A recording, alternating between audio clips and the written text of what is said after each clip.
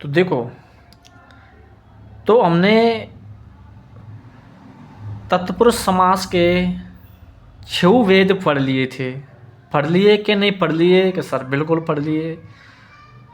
अब पढ़ेंगे हम तत्पुरुष समास के अन्य भेद। कौन से भेद? अन्य भेद। तत्पुरुष समास के अन्य भेद। और तत्पुरुष समास के अन्य कितने भेद होते हैं सर? 4। कितने होते हैं? 4। 4 ही तो होते हैं सर, बिल्कुल होते हैं। देखो, एक होता है नर तत्पुरुष समास। नर तत्पुरुष समास। और नर तत्पुरुष समास में तो हम पहले भी थोड़ा बहुत पढ़ चुके हैं, थोड़ा बहुत तो पढ़ चुके हैं। एक होता है उपपद। उपपद तत्पुरुष समास। एक होता है लुप्त पद तत्पुरुष समास। एक होता है अलुक। अलुक या आलुक तत्पुरुष समास। नर तत्पुरुष समास, समास नहीं है, समास है। नर तत्पुरुष समास, उपपद नर, नर उपपद लुप्त पद और आलुक या अलुक। तो नर तत्पुरुष समास, उपपद तत्पुरुष समास, लुप्त पद तत्पुरुष समास, आलुक तत्पुरुष समास। अलुक, अलुक। तो नर उपपद लुप्त पद अलुक। ठीक है। तो नर तत्पुरुष समास क्या होता है पहले बताइए। प्रथम जो प्रथम पद होगा वो निषेधात्मक होगा। मतलब किसी, जैसे कोई ऐसे एक तो जी पद हो गया, एक जी शब्द हो गया, तो ये जो पहला शब्द होगा जी इससे मना करने के लिए कहेगा। ठीक है। मतलब मना करने के निषेधात्मक अर्थ देगा जी, मतलब मना करने के में अर्थ देगा जी। ठीक है। इसमें कुछ उपसर्ग हैं देखो, जैसे अन, ना, ला, नि, निर, निस, बे। ठीक है। अन, ना, ला, अन, ना, ला, नाला, अन, नाला, निर, नि, निर, निस, बे, नि, निर, निस, बे, नि, निर, निस, बे, नि, निर, निस, बे, अन, अन, नाला, अन, नाला, निर, निर, निस, बे, नि, निर, निस, बे। ठीक है। तो कौन कौन से नर तत्पुरुष समास में अगर ए आवे, अन, ना, ला, नी, निर, निस, बे, लेकिन ए किसका अर्थ दे रहे हैं? मतलब निषेधात्मक। ठीक है, का अर्थ दे रहे हो तो समझ जाना नर तत्पुरुष समास है। जैसे अयोग्य। योग्य होता है जो योग्य के, और मतलब जो नहीं, मतलब जो योग्य के लायक नहीं होता, जो योग्य ना हो, जो योग्य ना हो, योग्य नहीं होता है वो अयोग्य होता है। जो योग्य ना हो तो ना गया ना, ना करते दे रहा है। जो योग्य ना हो अयोग्य। असफल, जो सफल नहीं हो, सफल नहीं हो, असफल, असफल, असफल। अनस्वर, जो स्वर ना हो, जो नस्वर ना हो, अनस्वर। ठीक है। नास्वर होता है जो ईश्वर को नहीं मानता है। ठीक है। अधीर, अधीर, जो धीर ना रखता हो, अधीर। अमर, अमर, अमर, अमर, अमर का मतलब जो कभी मरता नहीं हो। तो नहीं का तो अर्थ दे रहा है ना भाई, ना या नहीं का अर्थ दे रहा है कि नहीं दे रहा है? बिल्कुल दे रहा है। जो मरता नहीं हो। असभ्य, जो सभ्य ना हो। अनासक्त, अनासक्त, जो सक्त ना हो, अनासक्त। अनसन, जो अनसन, जो सन ना हो, कुछ ऐसा ये अनसन। नापाक, जो पाक ना हो। ठीक है। अब क्या है पता नहीं है। ना पसंद, जो पसंद ना हो, ना पसंद। ठीक है। अनस्वर, ना लायक, जो लायक ना हो, जो किसी लायक ना हो, ना लायक। नागवार, नागवार। ठीक है। नागवार, ला इलाज, जिसका ला इलाज, जिसका इलाज ना हो, ना ला इलाज। लापरवाह। ठीक है। जिसकी कोई परवाह ना हो, कहते हैं तुझे लापरवाही हो रही है, मतलब इसकी यहाँ कोई किसी की परवाह नहीं कर रहा है तो लापरवाह। लाजवाब, इसका कोई जवाब नहीं हो, कहते हैं क्या लाजवाब, इसका कोई जवाब नहीं, लाजवाब। अनपढ़, मतलब जो पढ़ा लिखा ना हो, अनपढ़। अनहोनी, मतलब कोई होनी ना हो, अनहोनी। ठीक है। तो अन मतलब नर तत्व समास में हमेशा निषेध का अर्थ देंगे। ठीक है। मना करने के, नहीं के अर्थ में।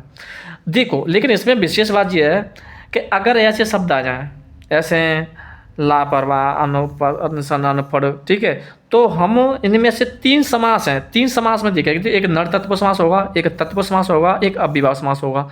अगर ऐसे शब्द आ जाए, जैसे बाम आ गया तुम्हारा अनहोनी, सर बताइए अनहोनी में कौन सा है? तो अनहोनी मतलब जो होनी ना हो, होनी ना हो, तो उसमें क्या है, मना करने के अर्थ में बता रहा है, बता रहे कि नहीं बता रहा है, तो नर तत्पुरुष समास माना जाएगा। अगर ऑप्शन में नर तत्पुरुष समास ना हो तो फिर कौन सा होगा, तत्पुरुष समास। तत्पुरुष समास क्यों होगा, क्योंकि सर इसमें ये है कि नर तत्पुरुष समास ही तो तत्पुरुष का भेद है कि सर बिल्कुल। और अगर ये दोनों ही ना हो तो फिर अव्ययभाव समास माना जाएगा। क्यों, क्योंकि उसमें उपसर्ग लगा हुआ है, अनुपसर्ग। ठीक है, तो अव्ययभाव समास माना जाएगा। अगर तीनों एक साथ आ जाएं तो पहले उसकी प्रयुक्ति दी जाएगी। अगर जितना जितना हो तो अगर जी दोनों हो तो फिर तत्पुरुष समास माना जाएगा। ठीक है, 70%, 20%, 10%। ठीक है, आगे देखो। अब आएगा उपपद तत्पुरुष समास। उपपद, उप मतलब द्वितीय पद। ठीक है, शब्दांश होना चाहिए द्वितीय पद। ऐसा एक पद जो हो गया और एक पद जो हो गया, मतलब एक शब्द या दूसरा शब्द जो हो गया, तो जो दूसरा शब्द होता है, जो दूसरा पद होता है, वो क्या होना चाहिए, प्रत्यय होना चाहिए। क्या होना चाहिए, प्रत्यय।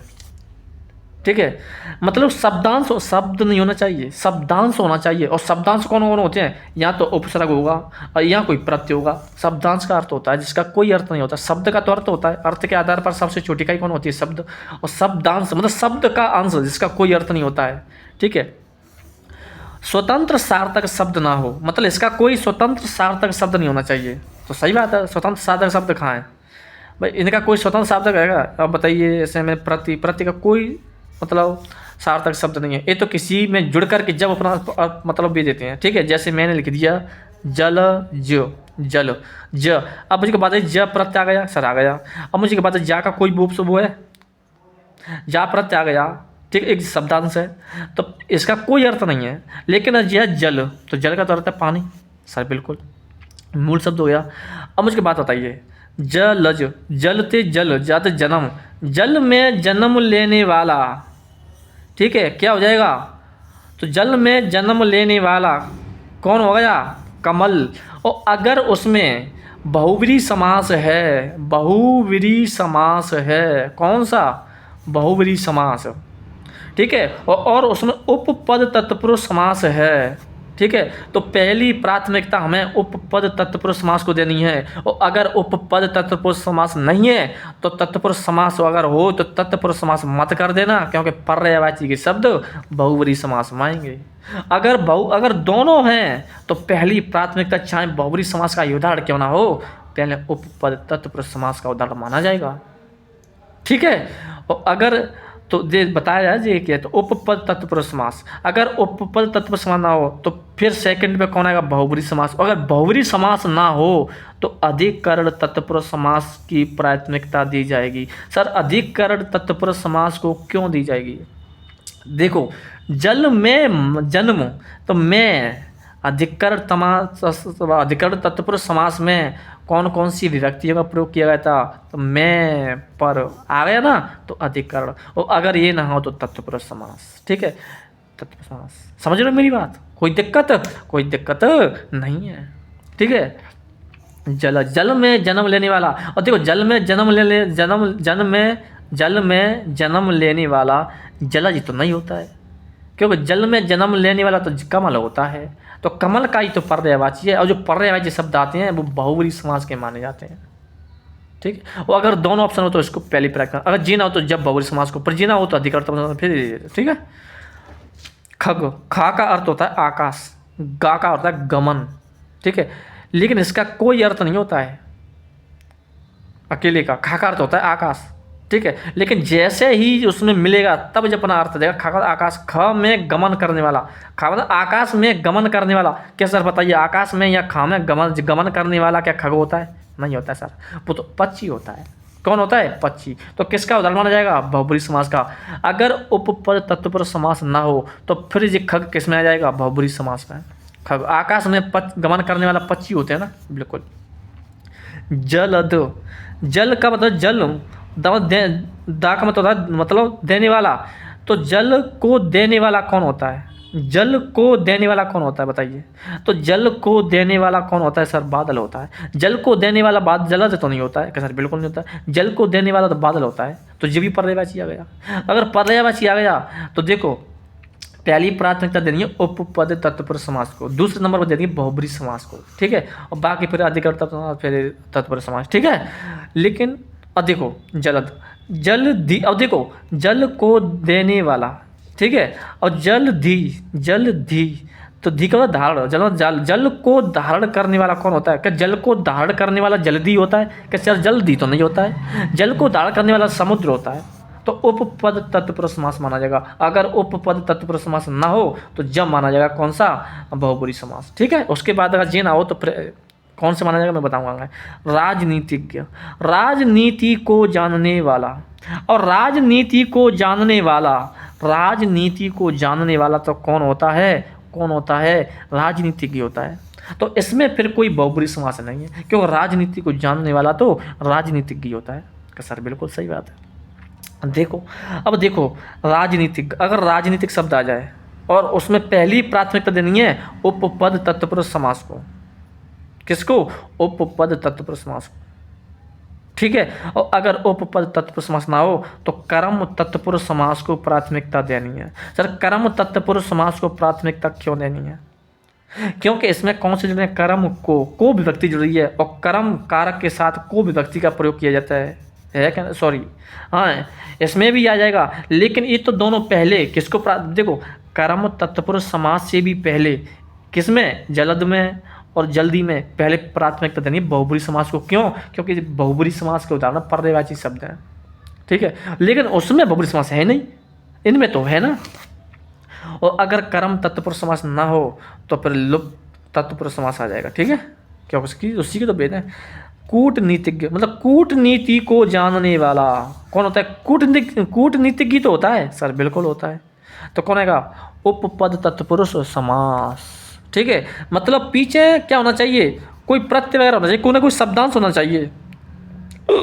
साहित्यकार, साहित्यकार, साहित्यकार, तो साहित्य को करने वाला कौन होता है? साहित्यकार कहलाता है। सर बिल्कुल सही बात है। ठीक है। आशुग, आशुग, आशु गमन करने वाला, मतलब शीघ्र गमन करने वाला कौन होता है? तो और शीघ्र तो लिख रहे हम, आंसू लिखना पड़ेगा, क्यों जाता? आंसू लिख रहा है तो आशु गमन करने वाला, मतलब शीघ्र गमन करने वाला कौन होता है? सर बाण होता है, बाण या तीर होता है। तो आशुग, आशुग किसका पर्यायवाची है? आशुग पर्यायवाची है बाण का या तीर का। तो अगर उपपद तत्पुरुष समास ना हो, जब जाकर के हमें बाण बहुब्रीहि समास को प्राथमिकता देनी है। ठीक है। सर्वज्ञ, सर्व मतलब सभी को, और ज्ञान जानने वाला, तो सर्व को जानने वाला मतलब सभी को जानने वाला कौन होता है? सर्वज्ञ। ठीक है। रत्न जड़ित, रत्न से जड़ित, रत्न से जड़ित। ठीक है। क्या हो जाएगा? रत्न जड़ित। और अगर रत्न जड़ित में अगर उपपद तत्पुरुष समास ना हो तो फिर करना है कौन सा? करण तत्पुरुष समास। और अगर करण भी ना हो तो तत्पुरुष समास। ठीक है। क्योंकि से विभक्ति आएगी ना। ठीक है। और फिर जोड़ने को आप दे रही है रत्न जड़ित। स्वर्णकार, स्वर्ण का काम करने वाला, स्वर्ण का काम करने वाला क्या कहलाता है? स्वर्णकारी तो कहलाता है, जो सोने का काम करता है। सर बिल्कुल कहलाता है। तो स्वर्ण का काम करने वाला क्या कहलाता है? स्वर्णकार। उसमें क्या हो जाएगा? उपपद तत्पुरुष समास माना जाएगा। उपपद तत्पुरुष समास माना जाएगा, मतलब पीछे पहले एक कोई शब्द होगा जिसका कोई ना कोई अर्थ होगा, पीछे इसका कोई अर्थ वगैरह नहीं हो, जुड़ करके कोई अर्थ वगैरह देंगे। ठीक है।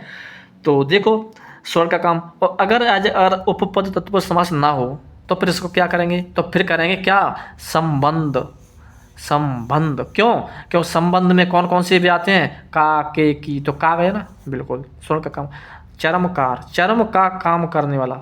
ठीक है। जो चमड़ी का काम करता है, चर्मकार। ठीक है। तो का तो संबंध आ जाएगा। और संबंध ना हो, अगर उपपद तत्पुरुष समास ना हो तो फिर संबंध। नवचर, नव में विचरण करने वाला, मतलब आकाश में विचरण करने वाला कौन होता है? नवचर। ठीक है। सर नवचर तो नहीं होता आकाश में विचरण करने वाला, वो तो पक्षी होता है। कौन होता है? पक्षी होता है। तो पक्षी, पक्षी का पर्यायवाची आ जाएगा जी। ठीक है। किसका? पक्षी, वाके मतलब पक्षी का पर्यायवाची माना जाएगा जी नवचर। और नव तो इसमें देखो, अगर नवचर में अगर सबसे पहले प्राथमिकता देनी है उपपद तत्पुरुष समास को, अगर उपपद तत्पुरुष समास ना हो तो फिर सेकंड नंबर पर देनी है बहुब्रीहि समास को, क्योंकि नवचर एक बहुब्रीहि समास का उदाहरण है। और अगर ये भी ना हो तो फिर किसको देनी है? मैं। और मैं किस में आता है? संबंध। क्यों? नव आकाश में और विचरण करने में क्या बता रहा है? संबंध। ठीक है। तो मैं विभक्ति आ जाएगी। ठीक है। तो संबंध। और जे ना तो बता दो जलचर, जलचल, जल में चर, जल में चर मतलब जल में विचरण करने वाला कौन होता है? जल में विचरण करने वाला सर वो जलचर होता है। ठीक है। तो जल में विचरण करने वाला जलचर कहलाता है। ठीक है, जलचर। कृतज्ञ, कृतज्ञ, कृत मतलब उपकार, कृत का मतलब है उपकार, ज्ञ मतलब है मानने वाला, कृत को मानने वाला क्या कहलाता है? कृतज्ञ कहलाता है। कृत का अर्थ होता है उपकार, उपकार को मानने वाला कृतज्ञ कहलाता है। लेकिन उपकार नहीं लिखेंगे, कृत लिखना पड़ेगा ना, कृत को मानने वाला कृतज्ञ कहलाता है, उपकार को मानने वाला कृतज्ञ कहलाता है। ठीक है, लाभप्रद, लाभप्रद, ठीक है, लाभप्रद तो लाभ को प्रदान करने वाला लाभप्रद कहलाता है, लाभ को प्रदान करने वाला। लाभ और प्रद ये शब्द आ गया, ये कोई बुआ गया, मतलब शब्दांश। सुखदाई, सुखदाई, सुख को देने वाला, सुख को देने वाला सुखदाई कहलाता है। शक्तिदायक, शक्ति को देने वाला शक्तिदायक। कठ फोड़वा, काट को फोड़ने वाला, काट, काट का मतलब होता है पक्षी, ठीक है, पक्षी, पक्षी मतलब काट, काट का पक्षी नहीं होता है, काट का लकड़ी होता है, लकड़ी, ठीक है, लकड़ी। तो लकड़ी को फोड़ने वाला कौन होता है? कट फोड़वा, कट फोड़वा एक पक्षी का नाम होता है, ठीक है, किसका है? पक्षी। तो पक्षी का पर्यायवाची हो गया ना, तो फिर बहुब्रीहि समास में माना जाएगा। पहले बस पहले नंबर पर उपपद, फिर इसके बाद बहुब्रीहि समास आएगा, ठीक है। तो कट फोड़ो, पहली प्राथमिकता देनी है उपपद तत्पुरुष समास को, जब सेकंड नंबर पर आएगा। क्यों? कट फोड़वा क्या एक पक्षी का नाम है, तो काट को फोड़ने वाला कट फोड़वा, ठीक है, पक्षी है। ठीक है सर, आगे देखो, अब आ जाएगा तुम्हारा अल्लुक तत्पुरुष समास। अल्लुक तत्पुरुष समास वो होगा जो सामासिक पद बनाते समय विभक्ति का लोप ना होकर, जैसे हम सामासिक पद बनाएंगे तो सामासिक पद में क्या होगा? जो विभक्ति होगी, विभक्ति का लोप ना होकर विभक्ति किसी ना किसी रूप में मौजूद रहेगी। मतलब उसमें क्या होता है, जैसे सामासिक पद है, जैसे कोई समास है, तो सामासिक पद में जैसे कोई ना, सामासिक पद में विभक्ति लोप नहीं होती है, किसी ना किसी रूप में वो विभक्ति मिली जाएगी, चाहे स्वर्ग में, चाहे स्वर के रूप में मिल जाए, चाहे किसी शब्द, चाहे किसी वर्ड के रूप में मिल जाए, किसी ना किसी वर्ड के रूप में, स्वर के रूप में मतलब वो विभक्ति मिलेगी। तो समझ लो मिल रही है, तो वो फिर अल्लुक तत्पुरुष समास माना जाएगा, अल्लुक तत्पुरुष समास माना जाएगा। जैसे मैं बताता हूँ, जैसे मन सिज, मन सिज। अब देखो, मन का मतलब मन, ठीक है, और जा का मतलब होता है जन्म लेने वाला। तो मन में जन्म लेने वाला कौन होता है? मन में जन्म लेने वाला तो मन सिज तो नहीं होता है सर। तो मन में जन्म लेने वाला कौन होता है सर? कामदेव होता है। तो अगर ये ना हो, मन में जन्म लेने वाला कौन होता है? कामदेव, ठीक है। तो अल्लुक तत्पुरुष समास माना जाएगा। और तुम कह रहे होंगे कि सर मन से जो मन में जन्म लेने वाला, तो सर वाला लुप्त पद आ गए, तो फिर सॉरी कौन सा है जी? उपपद तत्पुरुष समास आ गया। फिर तो उपपद तत्पुरुष समास क्यों आएगा? आप एक बात बताइए कि इसमें मन है, इसमें जाए, तो सी कहाँ से आ गया? तो इसमें क्या है? यही तो बता रहा है अल्लुक में कि कोई ना कोई विभक्ति मिलेगी, तो समझ जाना हो अल्लुक तत्पुरुष समास का माना जाएगा, ठीक है। अगर ये ना हो तो फिर हमें क्या करना है? कामदेव, ठीक है। हमारे कामदेव को तो मन से कहते हैं, हमारे मन में जन्म लेने वाला मन से नहीं होता है, कामदेव होता है, ठीक है। और सर देखो, देखो मन, मन और ज, मन में जन्म लेने वाला, तो सी कहाँ से आ गया फिर? ये मतलब, ठीक है। सर सिज, तो सर मतलब है सरोवर, जहाँ जन्म लेने वाला, सरोवर में जन्म लेने वाला कौन होता है? कमल होता है। सरोवर में जन्म लेने वाला सरसिज नहीं होता है, कमल होता है। तो ये बहुब्रीहि समास का उदाहरण माना जाएगा। लेकिन बहुब्रीहि समास पहले नंबर पर अल्लुक ही आएगा, अल्लुक तत्पुरुष समास आएगा।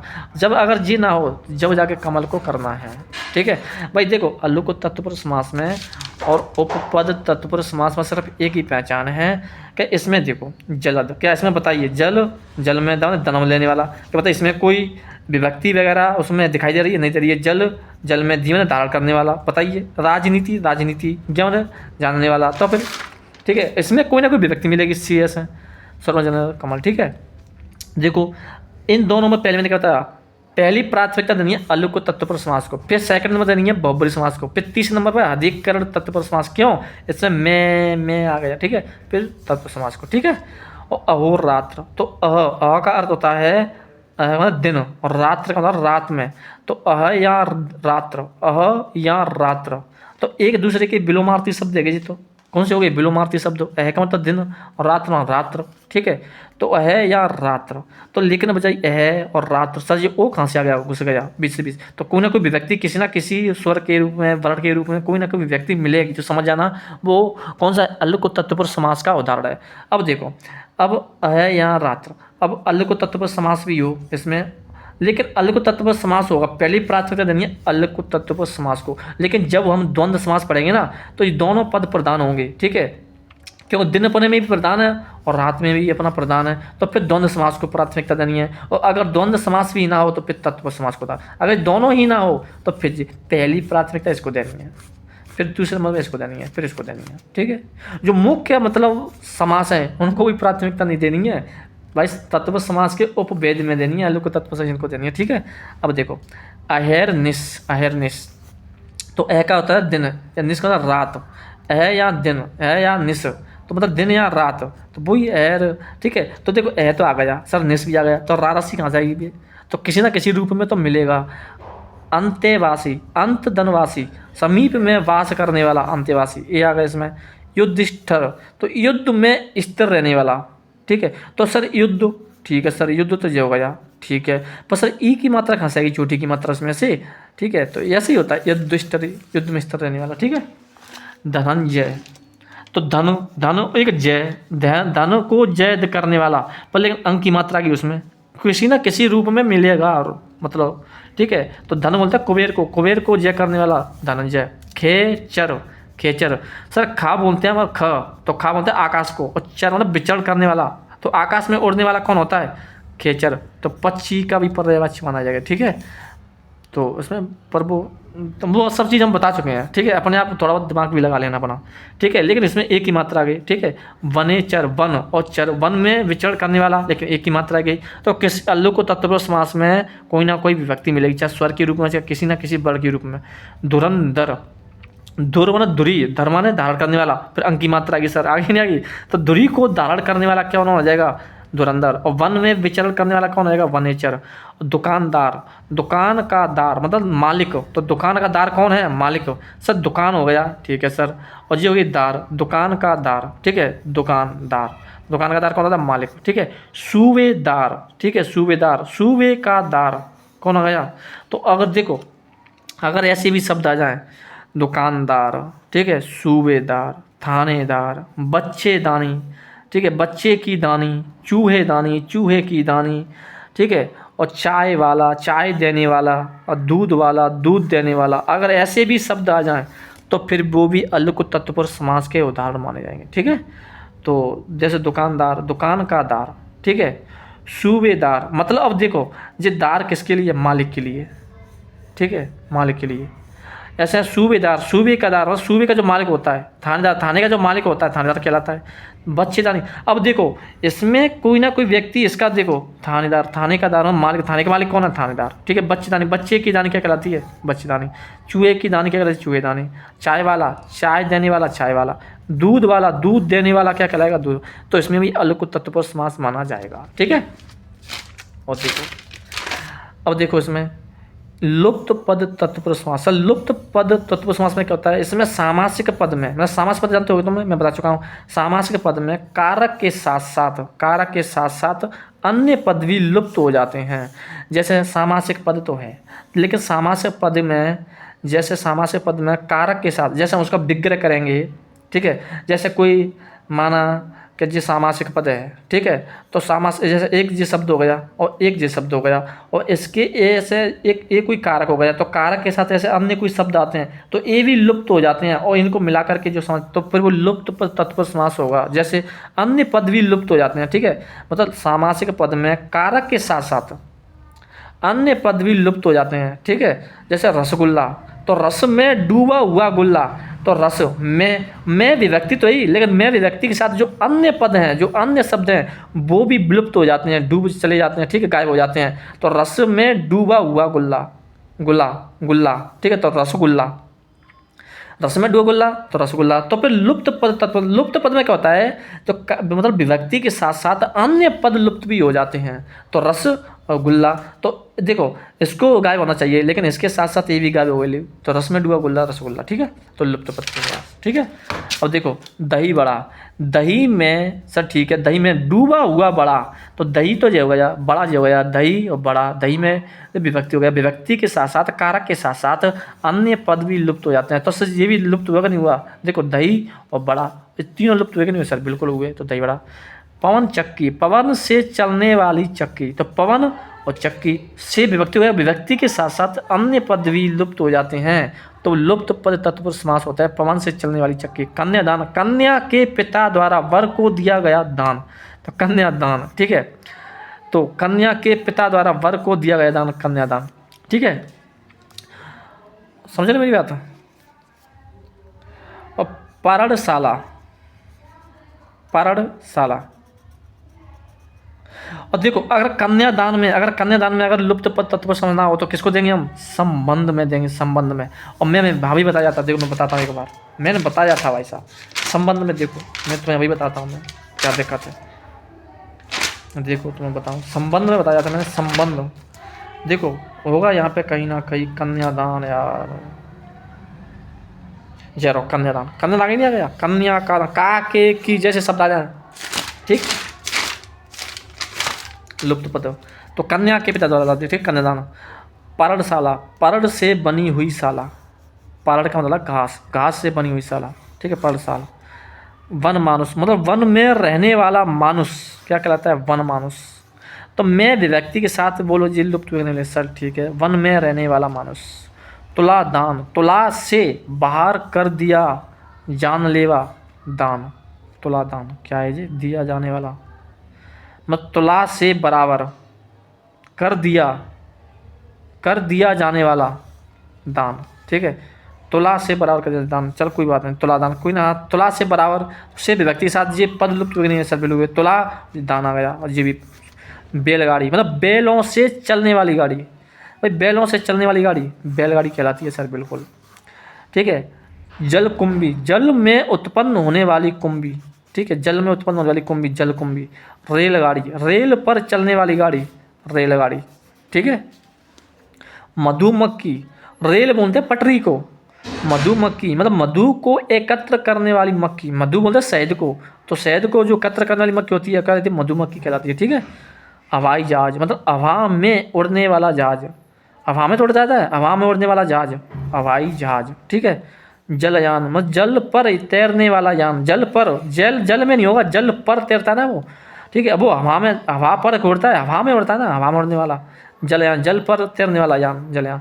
पनडुब्बी, मतलब पानी में डूबकर, पानी पर नहीं डूबती, वो पानी में डूबकर चलने वाली, ठीक है, पनडुब्बी, पनडुब्बी, ठीक है।